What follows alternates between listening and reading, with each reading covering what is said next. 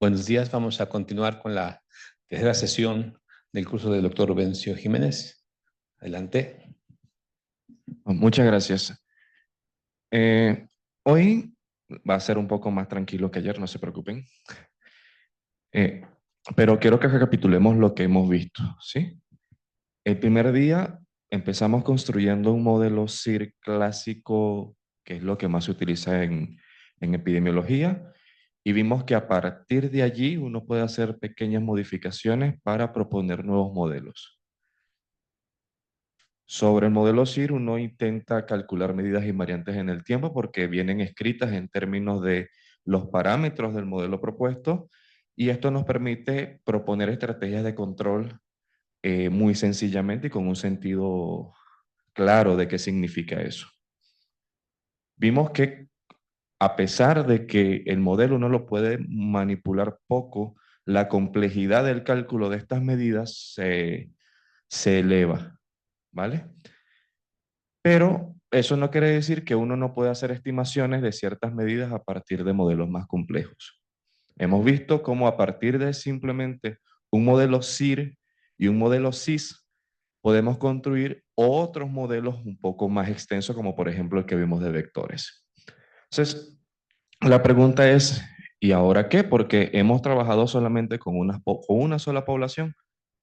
Estas ideas podemos extenderlas a más poblaciones, cómo se extienden y si estas ideas intuitivas de proponer un modelo epidemiológico, por ejemplo el SIR, pueden servir para estudiar otros fenómenos, por ejemplo, como en la ecología.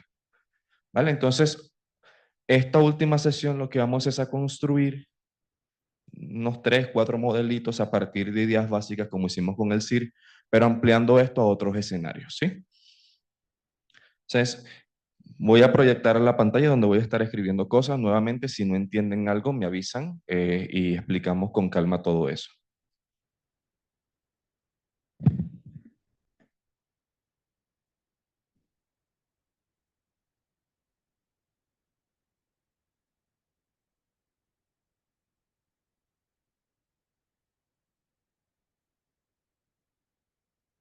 ¿Se escucha? Sí, sí.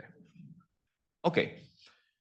Vamos a suponer que que estamos interesados en estudiar cómo una enfermedad se puede transmitir ya no solo en una sola población, sino en una población que podemos dividir en sectores. Y vamos a pensar en algo muy sencillo. Supongamos que tenemos una población N que dividimos en dos, N sub 1 y N sub 2, y esas personas las podemos distinguir entre jóvenes y adultos, ¿vale? Entonces, vamos con esa primera hipótesis y escribámoslas para que no nos perdamos.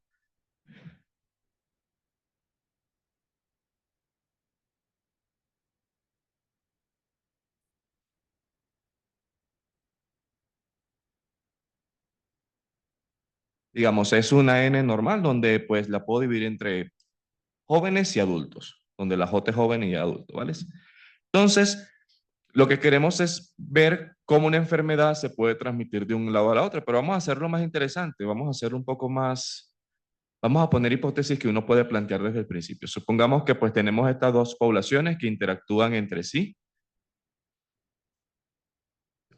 y vamos a ponerlo un poco más difícil para que quede más claro. Tenemos una población N sub 1 que está con esto,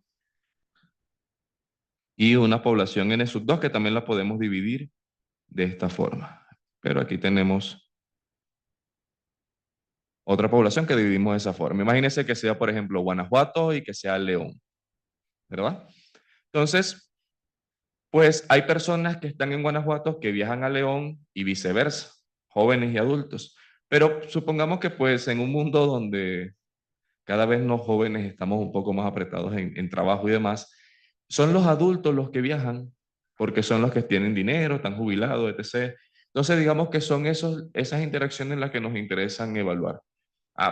Por un interés particular. Esto ustedes después pueden jugar en cualquier cosa. Entonces, tenemos una enfermedad en común, digamos gripa, que podemos modelar por, digamos, un modelo SIR que ya ustedes conocen. Entonces, escribamos las ecuaciones para la primera población, cómo esa primera población puede contraer la enfermedad. ¿Ok? Entonces, tenemos Nada, la primero tenemos unos susceptibles, pero que vengan de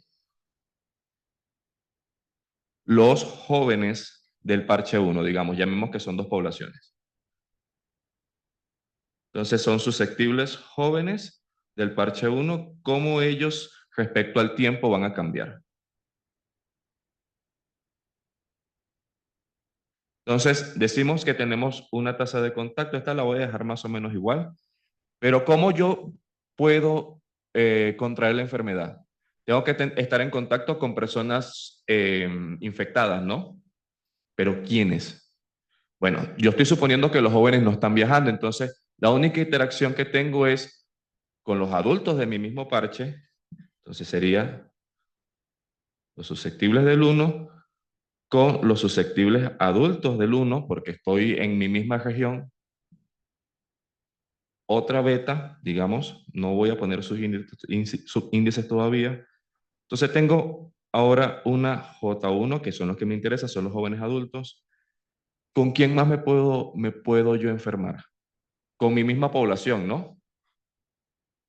Disculpen, aquí tengo un pequeño error, aquí es I.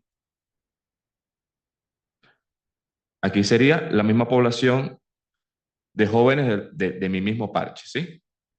¿Vale? Pero estoy suponiendo que adultos de, por ejemplo, León, supongamos que estamos en Guanajuato, de León viajan hasta acá, yo puedo tener alguna interacción con ellos. Entonces, me faltaría ese término.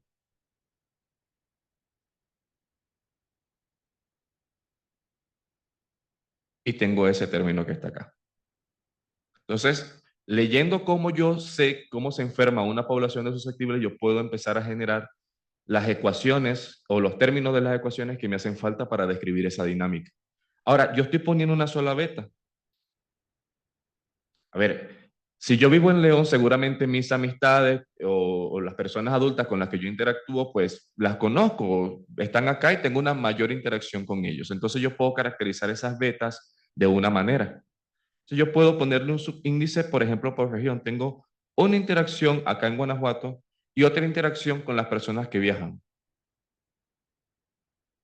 Y podemos poner uno que viaja a dos. Entonces sería los de dos que están viajando a uno, por ejemplo. Esta anotación ustedes la pueden cambiar, contar que la tengan clara y la expliquen, está perfecto. Entonces, ¿cómo serían los infectados jóvenes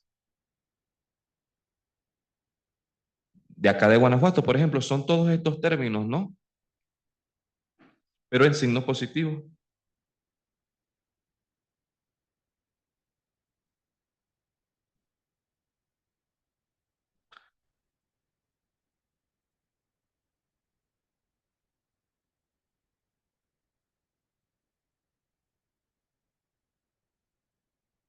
Pero los jóvenes, tienen un sistema inmunológico quizá más fuerte, lo que sea, van a tener una tasa de recuperación particular de ese sector. Entonces, pues en un tiempo se van a recuperar a una tasa, digamos, joven 1 por y joven de 1. ¿Vale? Una tasa tranquila de ellos, ¿sí?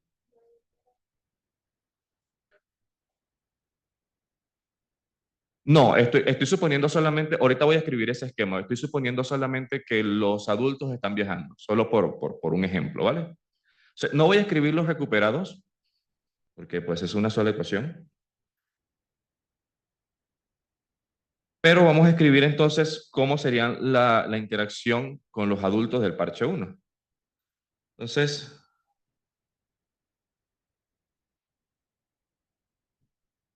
serían los susceptibles adultos del parche 1 respecto al tiempo.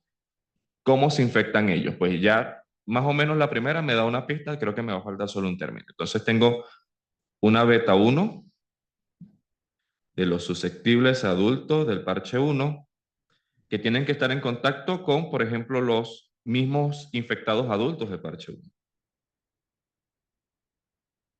Y aquí hay un signo negativo. Lo mismo con los jóvenes.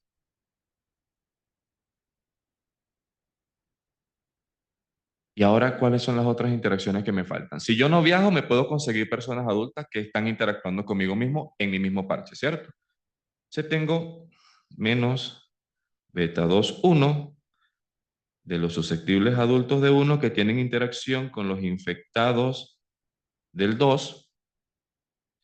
Y yo puedo viajar, yo no tengo la restricción que tienen los jóvenes, yo puedo viajar a León y me puedo infectar allá.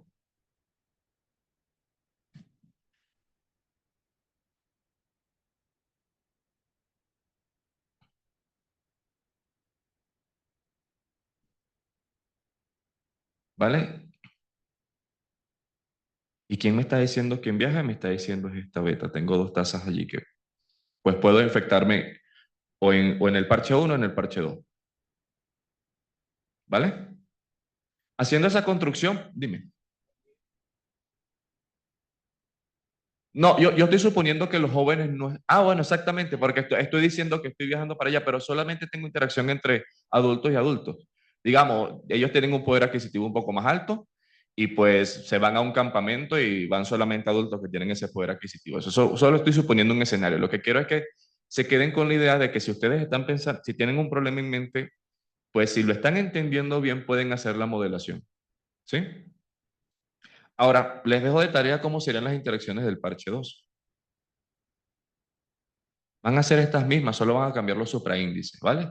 Pero en esencia lo que tengo son modelos SIR que están acoplados. Entonces, pueden ver que ahora ya no, el modelo SIR no necesariamente está modelando una población totalmente aislada. Puedo llevarlo a escenarios donde puedo tener interacción entre poblaciones y cómo interactúan entre ellos.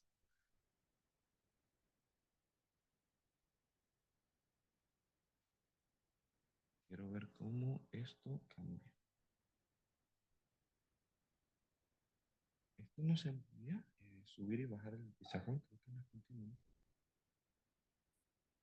Bueno, borro y vuelvo a escribir. Sí, estoy viendo. Sí, aquí no. Ok, una forma de visualizar esto a veces es haciendo esquemas.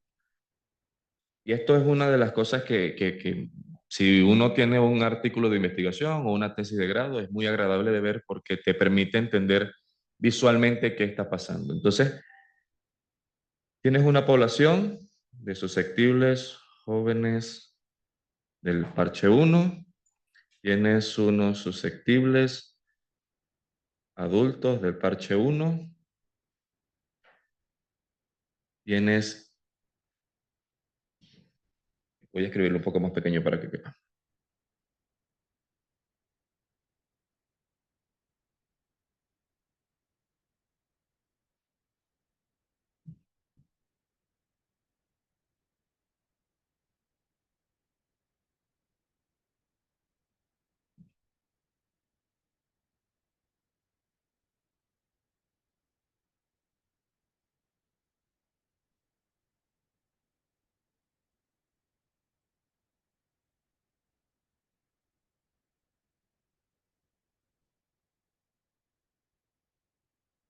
Entonces, esas son las clases que están interactuando entre sí, ¿no?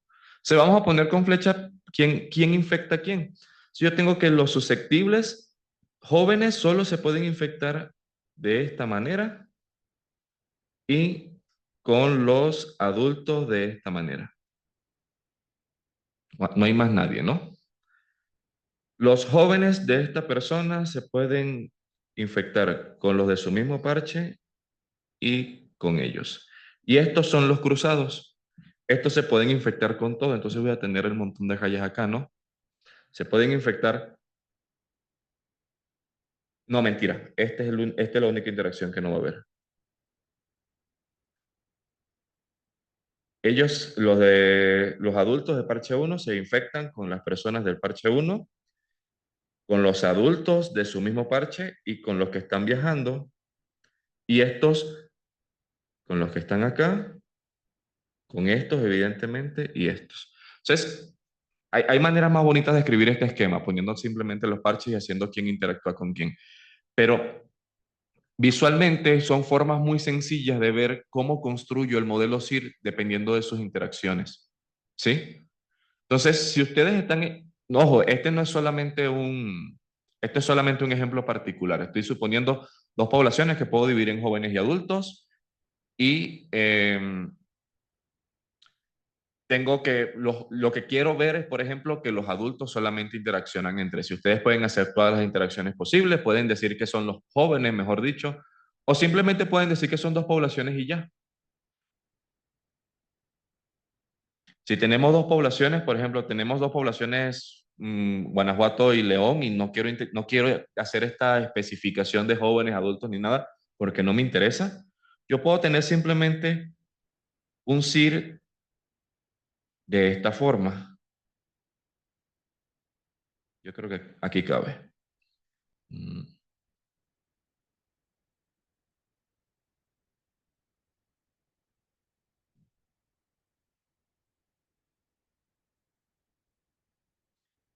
Vamos a escribir estas ecuaciones. Una interacción en mi mismo parche, signo negativo, y una interacción con el otro parche, ¿no?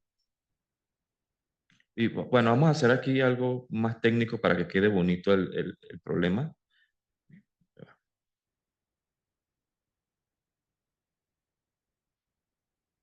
Esto es simplemente por cuestiones de que el modelo va a quedar más bonito cuando después lo escribamos en sumatorio.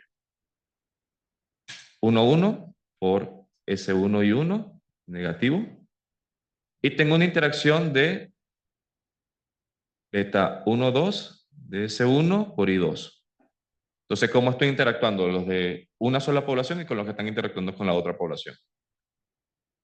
Entonces, este término de los infectados son estos positivos.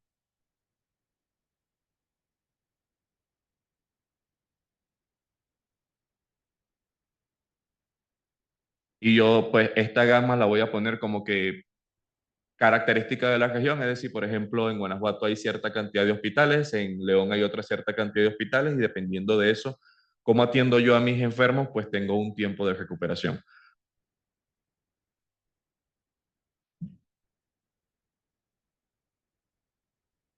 Entonces tengo el modelo CIR para el primer parchecito.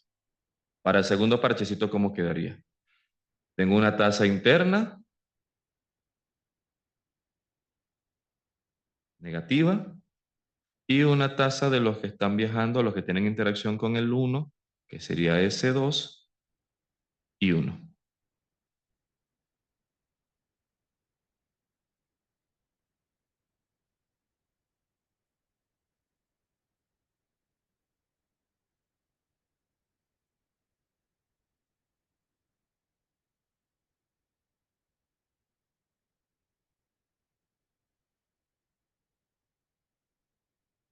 Entonces tengo un modelo que estoy acoplando dos modelos. Tengo un modelo que estoy haciendo una interacción entre dos poblaciones acopladas por un modelo CIR. ¿Vale? Entonces son dos CIR que pues el análisis debería ser parecido al que hicimos anteriormente. Solo spoiler, acá lo que existen son R0 globales. Locales pueden existir cuando desacoplamos el sistema. Y medidas invariantes como máximos del pico de infección, eso se puede calcular. Tamaños finales también aquí en este escenario se pueden calcular. Se pueden hacer análisis de sensibilidad a partir de esas medidas para saber cuando quiero aplicar control. Por ejemplo, tengo las dos poblaciones y aquí hay un problema. ¿Qué tengo que hacer para que acá no llegue la enfermedad? Esas cosas las podemos ir pensando. Y eso es lo que se hacía mucho en COVID en medidas de control. ¿A quién controlo? ¿Al origen o aislarlos totalmente? Incluso hay un estudio en epidemiología, lo pueden conseguir en el libro Murray, donde hablan de en la peste negra, hay un pueblo, no recuerdo el nombre, que le dicen el pueblo heroico. ¿Ven que llega la peste negra a ese pueblo? Ese es camino hacia una ciudad muy importante y ellos deciden aislarse. Pues al pueblo lo devastó. Quedaron como 4 o 5 supervivientes, pero bueno, no llegó a la ciudad grande. Pero eso intuitivamente te dice que medidas de control de contención no necesariamente son buenas. Si ya tú tienes la epidemia y muchas veces es bueno dejar liberar ciertas personas para desahogar ese brote. Entonces, cuando estamos pensando en interacción entre varias poblaciones, a veces las medidas de control no son tan intuitivas. Y es por eso que uno hace análisis de sensibilidad y hace todo este tipo de suposiciones de quién interactúa con quién. Ahora bien, yo estoy construyendo el modelo para dos poblaciones nada más. Esto lo puedes hacer para N. sea, una forma que quede este modelo para una población gigante sería de la siguiente forma. Si prima, esto va a ser menos SI.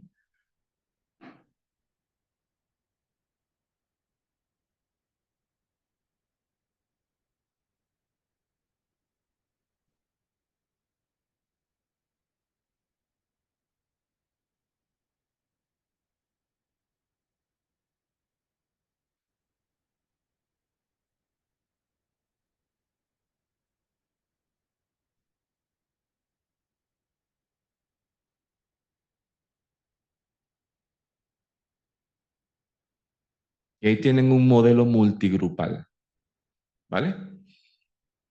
De N parches. Entonces tengo N modelos CIR que están interactuando entre sí. Y eso puede ser tan grande como ustedes quieran. ¿Qué podemos modelar acá? Países, ciudades, donde podamos dividir la población en cosas que nos interesen. Un país lo podemos dividir en estados, estados en ciudades, ciudades en municipios o departamentos, como ustedes quieran hacerlo.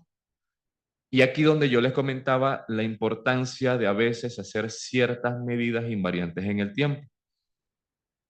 Calcular esto computacionalmente para 2, 3, 4, 5 poblaciones está tranquilo. Ya cuando estamos hablando de cientos, la cosa computacionalmente se pone difícil. Entonces, muchas veces lo que queremos es tener información del modelo que estamos trabajando sin resolver el modelo, sino teniendo una ecuación que me permita ver la cantidad que a mí me interesa.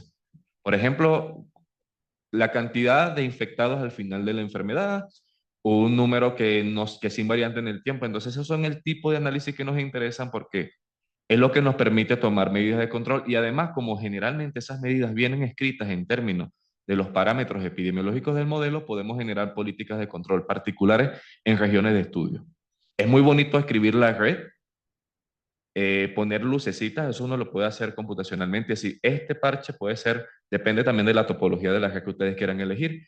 Este parche es un parche central que tiene muchas conexiones. ¿Qué pasa si yo hago control allí? ¿Cómo se controlan los demás parches? O sea, análisis de ese estilo, resolviendo el sistema de ecuaciones diferenciales computacionalmente es muy caro.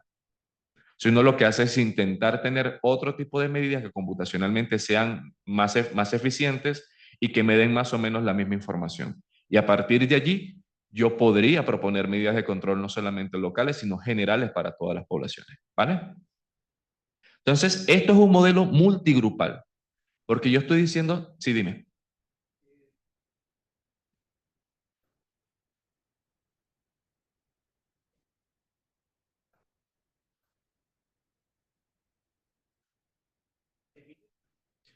Eh,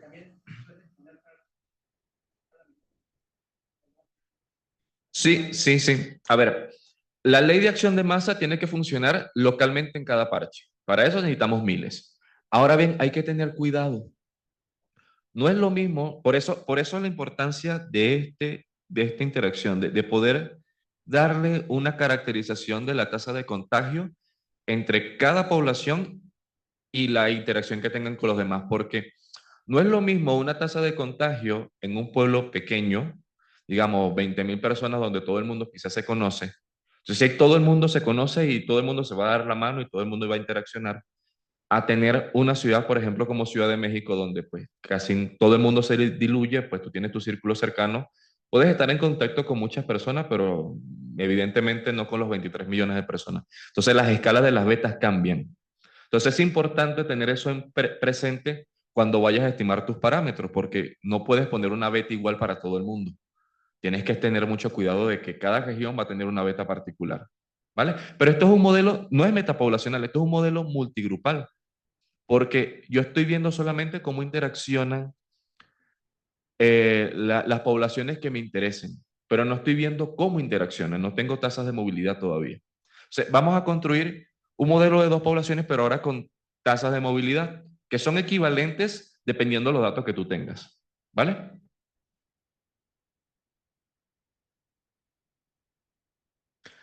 Entonces, otra vez vamos a hacer el caso sencillo, dos modelos, quiero acoplar dos modelos CIR, pero ahora tengo una información más. Y esa información es, sé cómo se mueven las personas. interna y externamente a otros lados. ¿Vale? Entonces,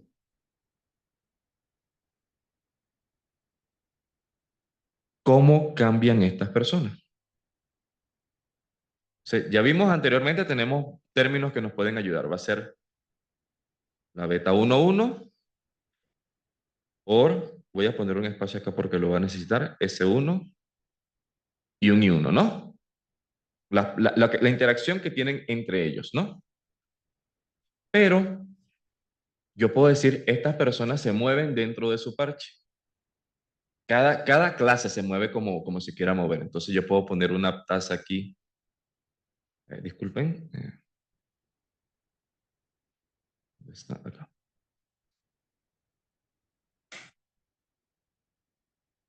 Una tasa de movilidad peso 1,1 de esa persona y otra tasa para esta de movilidad.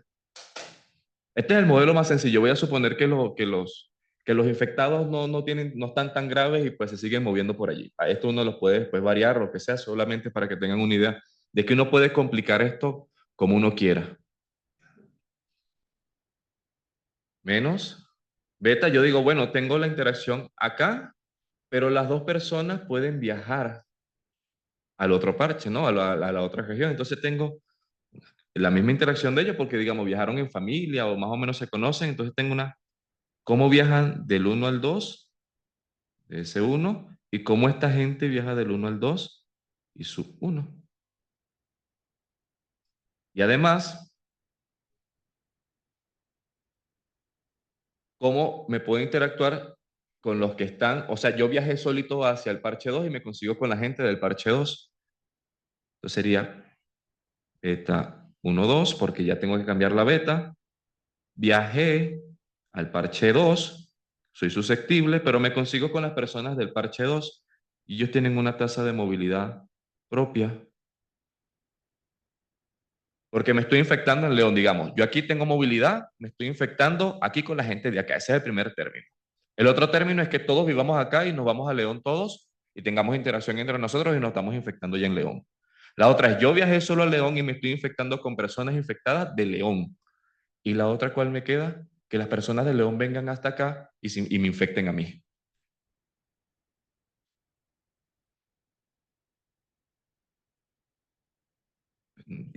Disculpen, este no es acá. Yo me estoy quedando en mi parche. Y ellos son los que están viajando. Y ahí tengo todas las posibles. Bueno, todavía no. Aquí me falta algo. Aquí yo tengo las interacciones, ¿no? Con movilidades, ¿no? Pero como se están moviendo, estas personas, como se están moviendo, tengo que tener en cuenta que las densidades cambian, las densidades poblacionales. Entonces, ¿cómo cambiaría? ¿Cuáles serían las personas efectivas que están en el parche 1?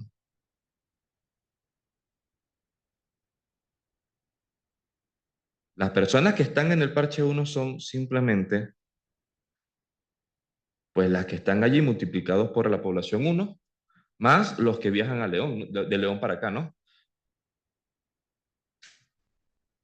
Y las que están en el parche 2 son las de allí, que no se mueven, más las que están de aquí, Guanajuato, y viajan hasta allá. ¿Vale? 1, 2 aquí, disculpen. Aquí es 2, 1, 2 y 1. Entonces, esto lo tengo que dividir por las personas efectivas que están en mi parche.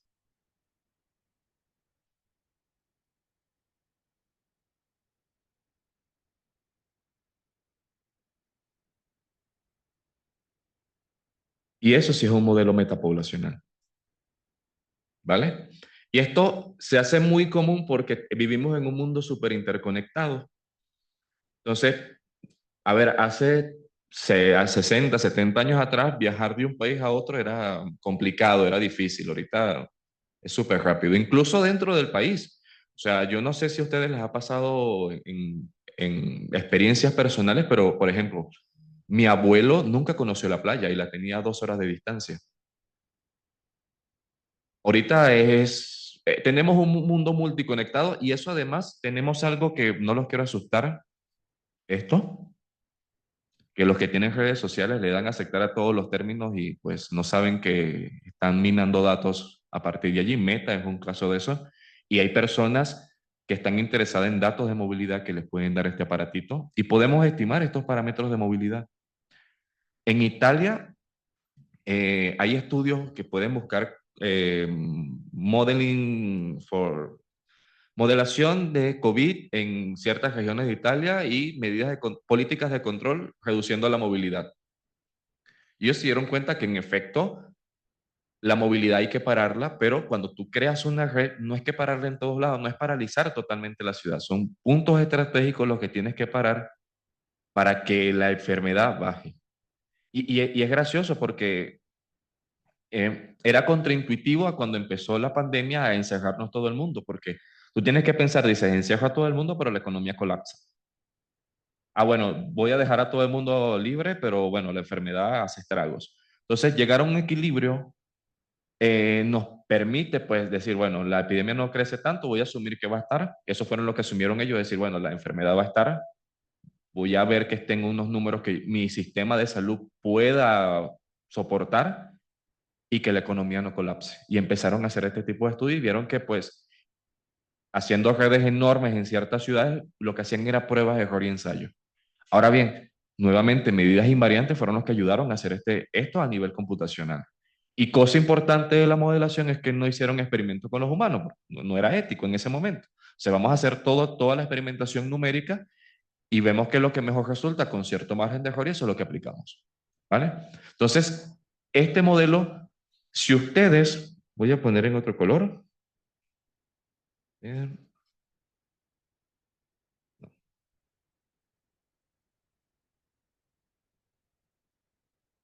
disculpen, no me dejes, que es la aplicación, no la entiendo. Si ustedes hacen,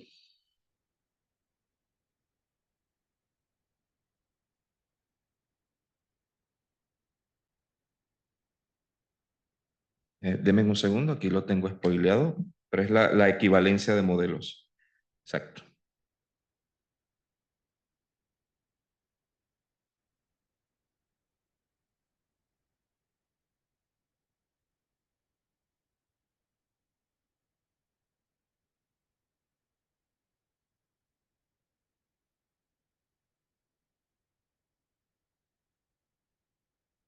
Esto que está acá, hacen esta B sub J del modelo anterior que les mostré, y ustedes tienen estos datos, ustedes de un modelo multigrupal pueden pasar a un modelo metapoblacional.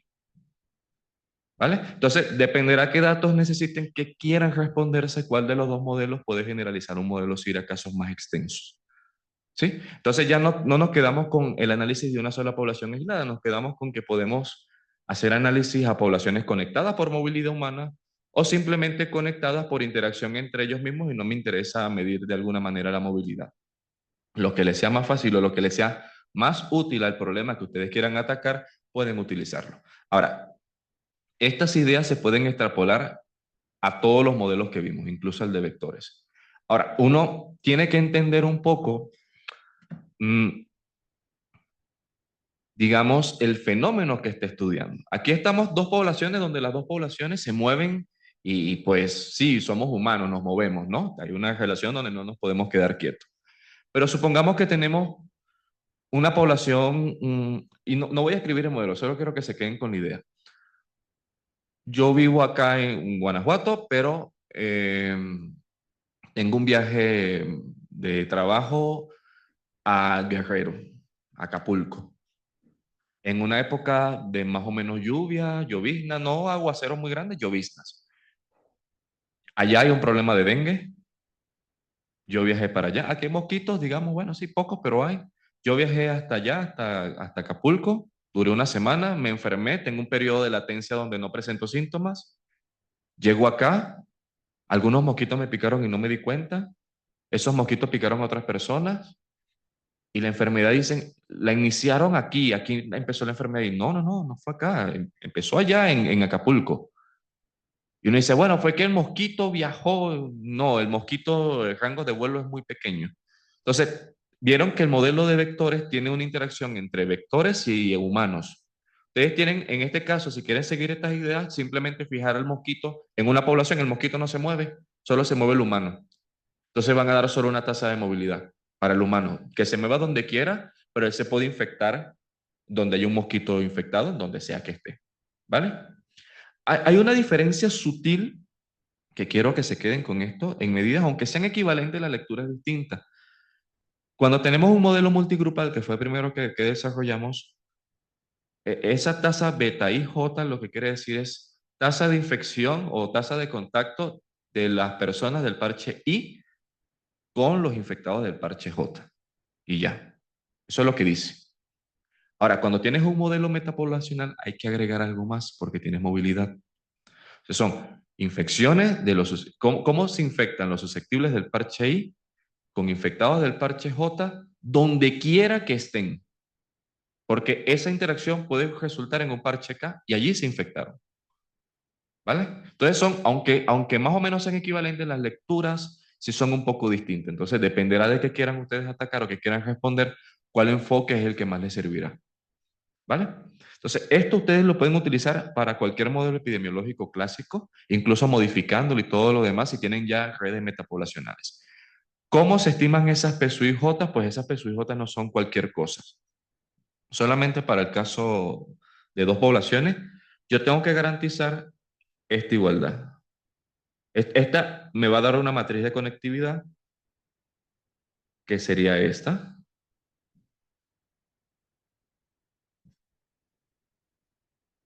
Eso es una matriz de conectividad, donde la suma de las filas debe dar 1, necesariamente, sin importar la cantidad de parches. Eso me va a garantizar muchas cosas.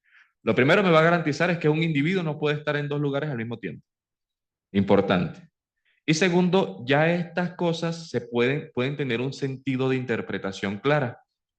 Por ejemplo, la tasa PSUIJ lo que significa quizás sea, puede tener tres significados, me voy a quedar con dos. La fracción de personas del parche I que están en el parche J, o es la probabilidad de conseguirme a alguien del parche I en el parche J, bueno, doy las tres. O es el tiempo promedio del que la persona del parche I se la pasa en el parche J. Las tres son equivalentes. Se puede leer de esa manera. Pero lo importante siempre es que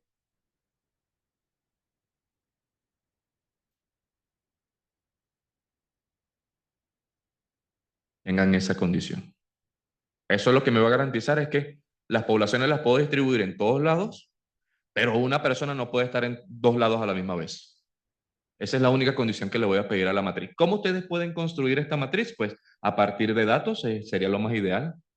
Pero existen algoritmos de construcción de grafos, como por ejemplo el de Barabás y Albert, Renji, que te dan ciertas propiedades a la topología de la red. Ellos lo que hacen es construir una red y empezar a ponderar los enlaces que usted quiera. ¿Cómo yo puedo garantizar de antemano algunas características?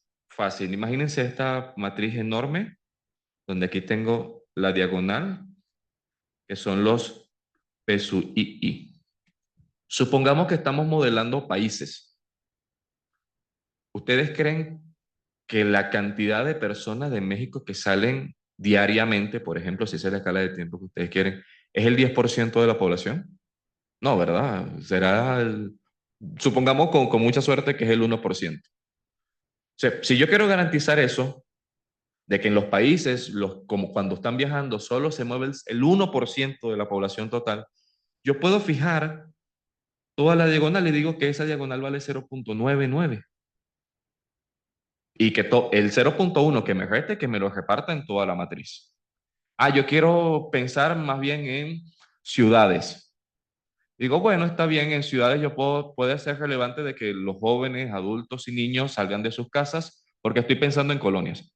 Y pues los adultos tienen un tiempo determinado en su trabajo, los niños están en la escuela y algunas personas se quedan. Entonces uno dice, bueno, más o menos el 40%, 50% de todo el día, las personas se quedan en su casa, el otro resto está por fuera. Si yo la diagonal la fijo y digo, mira, eso vale 0.4.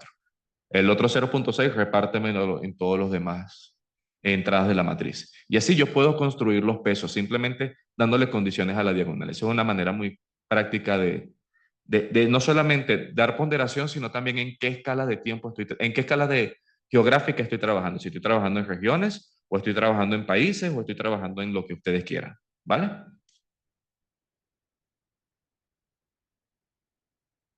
Bueno, por último, y no menos importante, estos modelos, vean que pues bueno, ya tenemos un modelito SIR que podemos modificar y tenemos modelos más complejos, está bien. Después uno puede combinar modelos para generar otro tipo de enfermedades, como el de vectores. Después estamos viendo cómo podemos generalizar eso a muchas poblaciones, dependiendo de los datos, cuál es el enfoque que queramos, pues uno ve, si quieres un modelo multigrupal o un modelo metapoblacional. Pero estos modelos también son utilizados en ecología, no solamente en epidemiología, también en ecología y también en informática. Voy a primero con el caso informático rápido. Imagínense que tienen una red muy grande y gigantesca y cada nodito es un modelo SIR porque yo lo que quiero es de un nodo central, tengo una propaganda y quiero que se esparza por toda la red. Entonces tengo un problema que es como al revés, o sea, en vez de disminuir la epidemia, quiero que se expanda por toda la red. Eso es un problema que puede ser muy interesante en partes de informáticas o de negocio. Yo cómo quiero que mi propaganda llegue a todos lados y que llegue de una manera efectiva. Entonces, estos modelos no solamente se quedan en epidemiología, pueden quedarse también en otros ámbitos, dependerá también de un poco de su imaginación.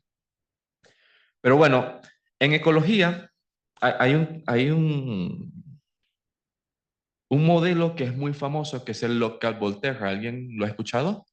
O modelo depredador-presa. ¿Sí? Levanten la mano los que no. Ok, 2 minutos lo explico. Ustedes supongan que tienen dos especies. Tenemos liebres y tenemos zorrillos o zorros. Entonces, ¿cómo interactúan entre ellos? O sea, lo que yo digo es, si la población de liebres empieza a crecer, la población de lobos también va a crecer porque tienen más comida, ¿sí? Y van a empezar a parearse porque están en una época abundante. Entonces, van a crecer más lobos, van a ser muy felices, pero llega un momento en que la cantidad de lobos empieza a disminuir esta de liebres. Y como no hay comida, los lobos empiezan a no aparearse y a morirse. Y como empiezan a morir, si no aparearse, si no hay tantos lobos, este empieza a crecer. Entonces, esa interacción es lo que le llamamos un modelo depredador-presa o un modelo local Volterra. Existen muchos modelos de eso. No la idea intuitiva empieza a ver con peces, pero es algo que se puede aplicar a muchas cosas. Incluso reacciones químicas es donde más uno ve este tipo de interacciones. Pero quedémonos con el original. Vamos a suponer, y estos modelos se llaman modelos ecoepidemiológicos.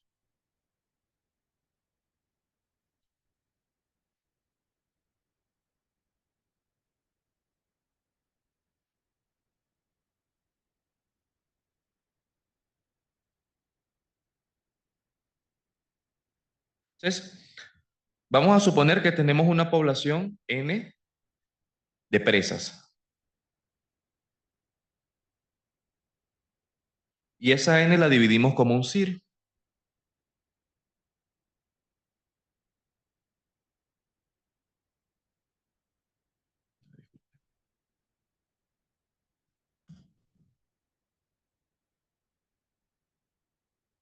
¿vale? Y ahora tenemos los depredadores,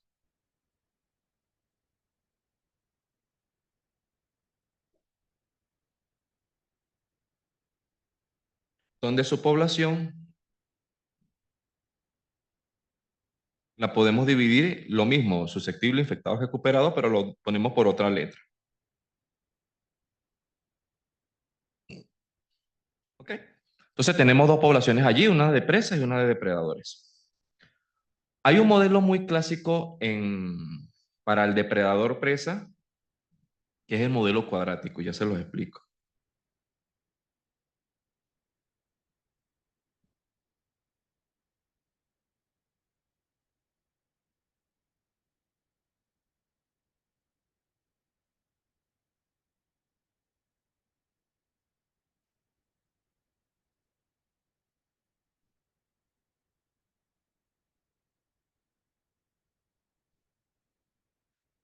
cómo cambia la población respecto al tiempo?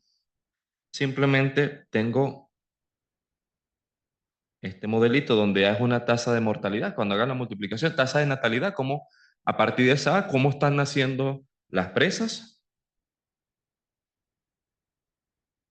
Este efecto cuadrático es que lo que significa es que la presa no puede crecer infinitamente, va a tener una capacidad de carga de crecimiento porque los recursos naturales son limitados. Entonces, por más que yo quiera aparearme, pues recursos físicos limitados, me dice hasta aquí te puedes aparear porque se acaba la comida, se acaba el espacio geográfico, lo que sea. Y este término es quién me lo controla. Y la interacción con mi depredador. Cuando me encuentro con un depredador, me mata.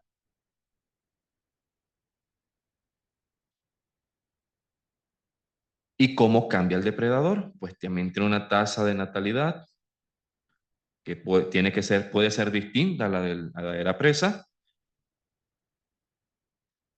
Cada vez que yo tengo contacto con mi presa, pues aumenta mi población porque puedo aparearme y pues es mi recurso natural para yo crecer. Entonces sería una cosa positiva. Y finalmente, pues me puedo morir por vejez o enfermedad, lo que sea. Tengo una tasa de muerte. Sí, este es un modelo. Mentira, disculpen. Esto que está acá, también es una tasa de control de que la población de presas tampoco crece infinitamente porque, digamos, mis recursos de crecimiento son las liebres, entonces, si me acaba, no crezco más. Entonces va a tener una capacidad límite de crecimiento. Ese es el último término. Entonces, esto es un modelo depredador-presa cuadrático o logístico. Cualquiera de las dos formas, si van a la literatura, lo pueden conseguir. Entonces, estos modelos uno los puede más o menos hacer análisis cuantitativos como hicimos anteriormente, buscar puntos de equilibrio, cuándo es estable, cuándo es inestable, cuándo existe una coexistencia entre especies, que eso a veces es muy importante, no quiero que ninguna de las dos se extinga. Todo el análisis que hicimos con modelos epidemiológicos aquí también se puede hacer, ¿vale? Entonces, yo lo que quiero suponer ahora es el siguiente escenario. Ya tengo dos poblaciones, una de depredador, una de presa, y tengo un local Volterra de cómo interactúan entre ellos. Pero yo quiero meterle algo más. Yo quiero pensar en que, a ver, a la presa le da una enfermedad, la que sea. Entonces, cuando yo estoy sano, pues va a ser más difícil que la presa, que el depredador me atrape. Pero cuando estoy enfermo, pues va a ser un poco más sencillo que el depredador me capture. Pero biológicamente esto se observa. Si yo estoy enfermo, tengo un mecanismo de defensa a pesar de que me haya muerto. Es que la carne se me puede contaminar, aunque la presa me coma, puedo morir. Entonces, queremos modelar eso, ¿vale? Y además la enfermedad de la presa puede recuperarse y puede ser otra vez alguien sano. Es algo que puede ser temporal. Entonces, queremos modelar eso sin olvidar que tengo dos especies interactuando como un local Volterra, ¿vale? Entonces vamos a escribir primero el modelo CIS, un modelo CIS porque la presa se está recuperando y luego vemos cómo incorporamos los dos modelos y tenemos un modelo ecoepidemiológico, ¿vale?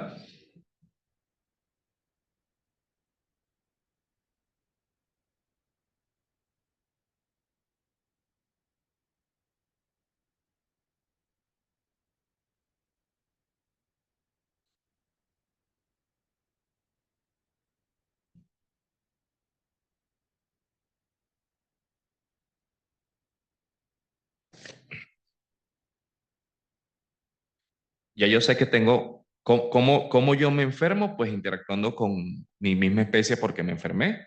Tengo una lambda por SI, esa es la forma de enfermarme. Tengo que estar en contacto con un animal infectado. Luego voy a poner una tasa porque la estoy contemplando, que es una tasa de natalidad, de que pues tienen que nacer estas señoras. Y tengo una tasa de mortalidad natural,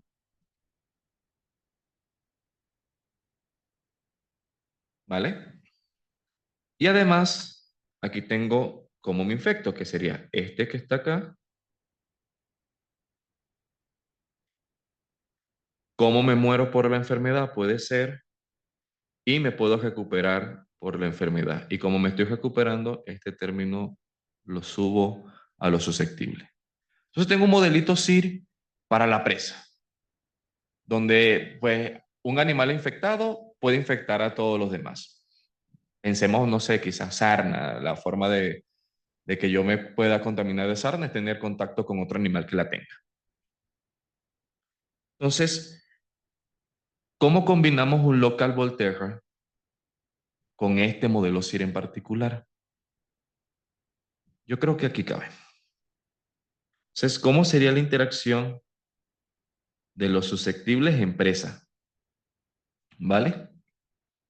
Entonces, como yo sé que voy a tener por allí una S factor común, la saco. Yo sé que esa presa tiene una capacidad de nacimiento, ¿no? Que era la tasa A que yo había hablado anteriormente. ¿Vale? Y yo me puedo enfermar cuando tenga interacción con un animal presa que sea enfermo, ¿no? Esos son los que estoy sacando. Tengo interacción solamente con con cómo me estoy enfermando. Pero ¿cuál es la otra forma de yo salir de ser susceptible? Que me coman, ¿no? Que la presa me coma. Entonces ahí tengo una interacción con la presa. ¿Algo más? ¿Algo más que me falte? El crecimiento logístico que estoy buscando, ¿no? Que ese no es más. Disculpen, aquí confundí los subíndices. Este es lambda y este es B. ¿Cierto? Que esta es la capacidad de carga. Yo no puedo crecer infinitamente porque tengo aquí una tasa de natalidad. Entonces, yo estoy aquí metiendo un término que es cómo la presa está consumiendo al animal susceptible. ¿Cuál sería la dinámica entonces de los infectados? Yo sé que esto va a pasar. Entonces tengo este término. A ver, este que está acá, que son los que están infectando, ¿no? Positivo, menos. Ahora tengo que la presa también me come a mí, pero a una tasa distinta, quizás sea más grande que C. Y los que me estoy recuperando. Y como este se está recuperando, lo paso para acá. Entonces tengo la dinámica con un depredador presa para la presa, pero me falta el depredador, ¿no? Porque tengo que ver la interacción entre ellos, entre esas dos especies. Entonces voy a hacer acá y voy a escribir esta última ecuación, que es cómo interactúan los depredadores en el tiempo. Entonces, yo sé que el depredador tiene una tasa de natalidad, esa está fija, y además, cuando yo consumo un animal susceptible, voy a crecer. ¿Sí? Además, tengo una tasa logística de crecimiento. Es decir, hasta aquí crezco yo. Disculpen, esta es una Z.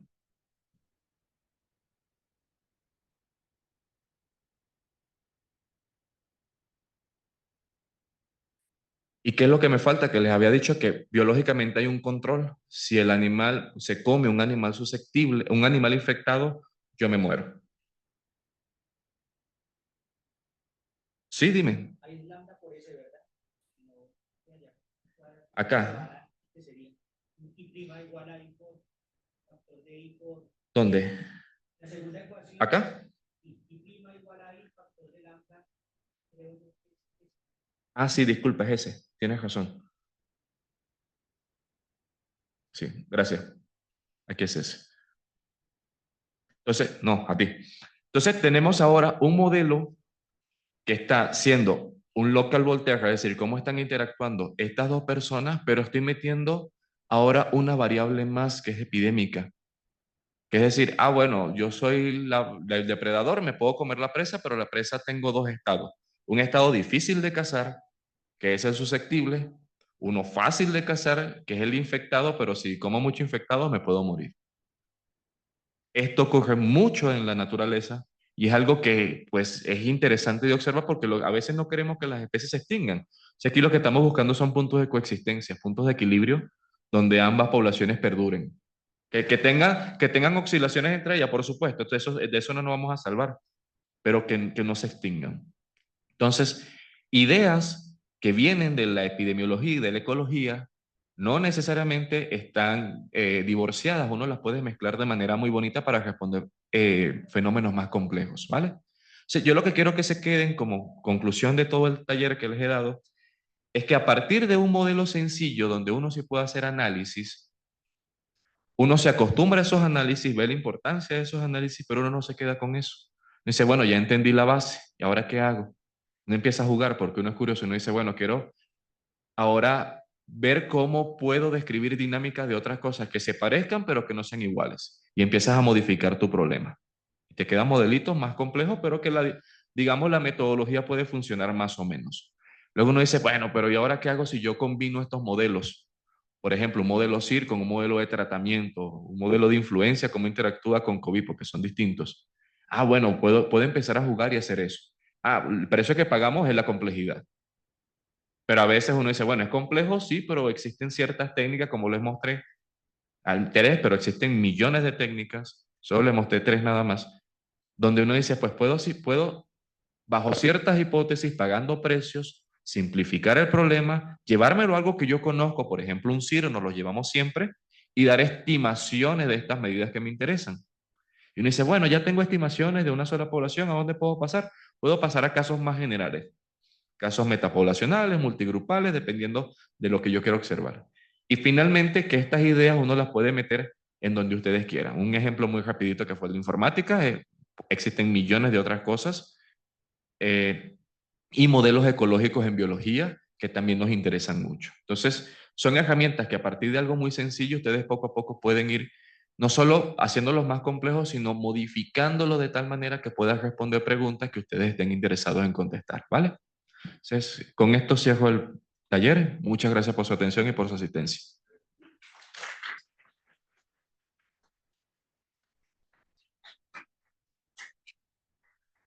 ¿Alguna pregunta, comentario?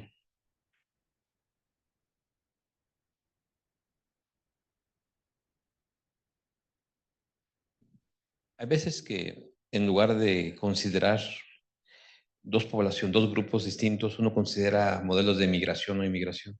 Sí, ¿Cómo se comparan? hay dos maneras. Puedes trabajar con la beta, apagas betas o apagas movilidades. Por ejemplo, yo puedo tener, lo bueno de las redes es que tú puedes dibujar la red antes de poner los modelos. Entonces, yo puedo tener, digamos, dos parchecitos. Aquí tengo una movilidad interna, cómo nos movemos en la ciudad. Aquí tenemos otra movilidad interna, cómo nos movemos en la ciudad. Y yo lo que hice en el ejemplo es tener esa movilidad interna y una doble interacción de cómo se mueven de un lado a otro. Pero yo puedo apagar las P y puedo decir, esta flecha ya no existe. Y tengo solamente una cosa de migración. Ahora, eso para dos, ustedes jueguen lo que quieran. Un ejercicio que uno cuando ve por primera vez esto es estudiar la red de tres nodos.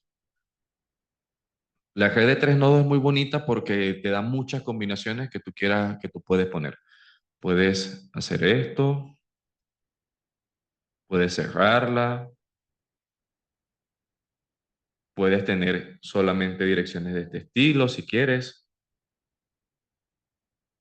o lo que sea, lo que se les ocurra. Esta es la red más pequeña con más combinaciones que pueden reflejar fenómenos como migración, ¿vale?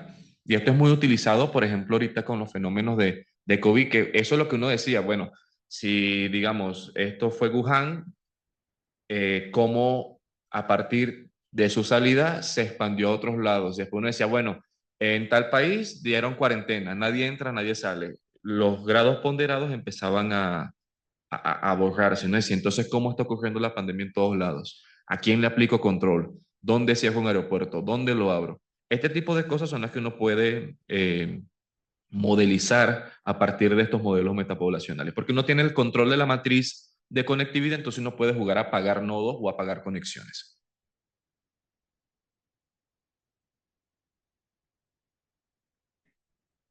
Pues nos quedamos con una pregunta. En el caso de los modelos metapoblacionales, o bueno, multigrupales también que ya llegan a aparecer muchos parámetros, porque, por ejemplo, cada grupo tiene su propia tasa de infección.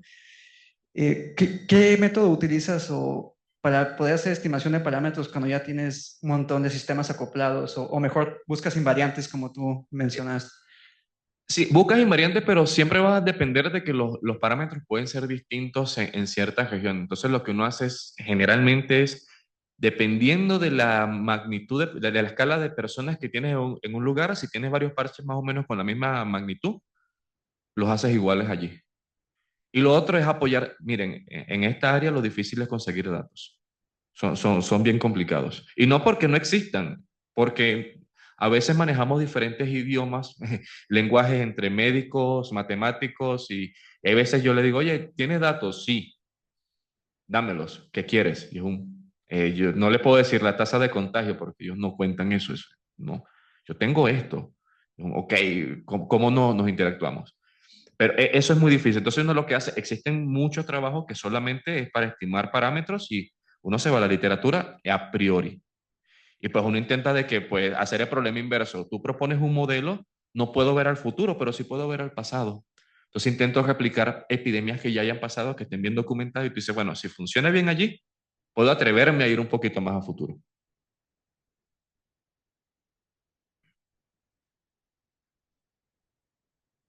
Gracias. Tengo una pregunta, Ubencio, respecto a al grafo que tú hiciste. Hiciste una distribución. Por ejemplo, tengo otra enfermedad que tenga ese mismo grafo. Yo podría establecer como una especie de correspondencia o de equivalencia entre esos diagramas de enfermedades. Es decir, definir una equivalencia entre modelos y hacer una familia de modelos o algo así.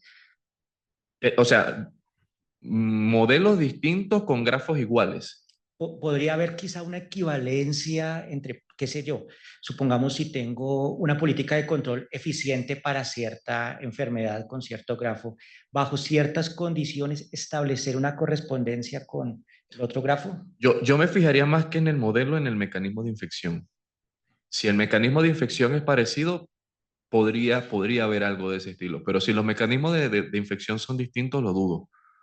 Pero si el grafo es el mismo, el mecanismo es el mismo, ¿verdad? No, porque por ejemplo, yo tengo gripe y tengo un grafo de 3 nodos, unidireccional, digamos, solamente estoy en esta dirección.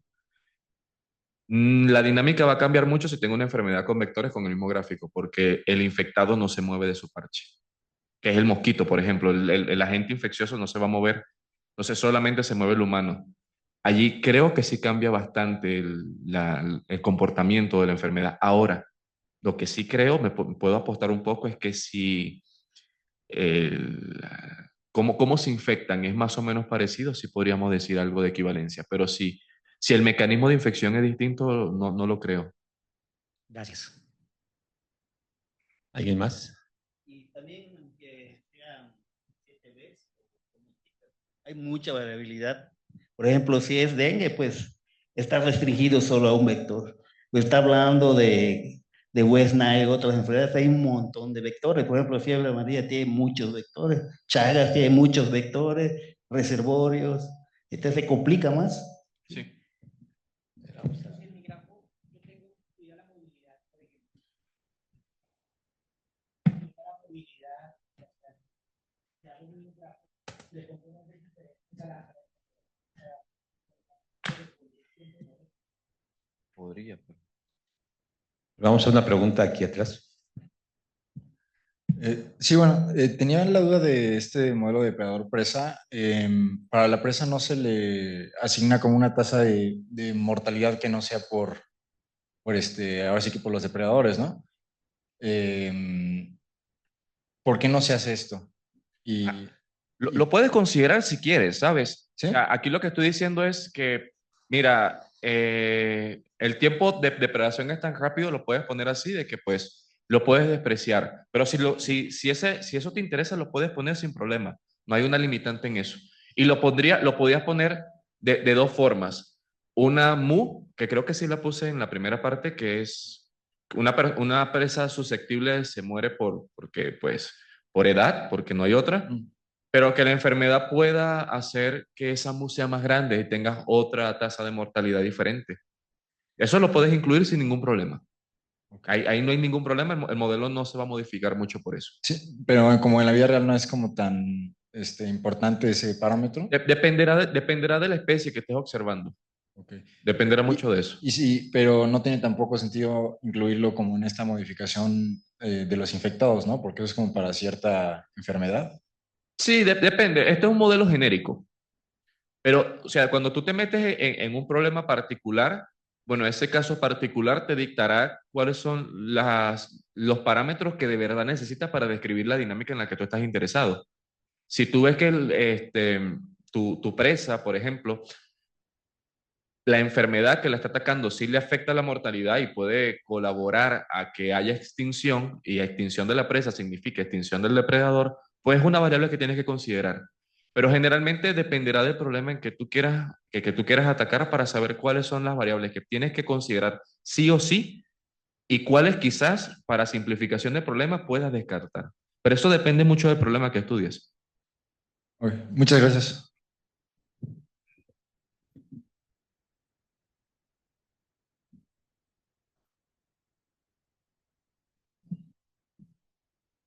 ¿Alguien tiene más? Bien, bueno, vamos a concluir y ojalá aquí surjan epidemiólogos que usen las ciencias matemáticas Bueno, para la epidemia que viene. ¿Ya llegó alguien? Un segundo.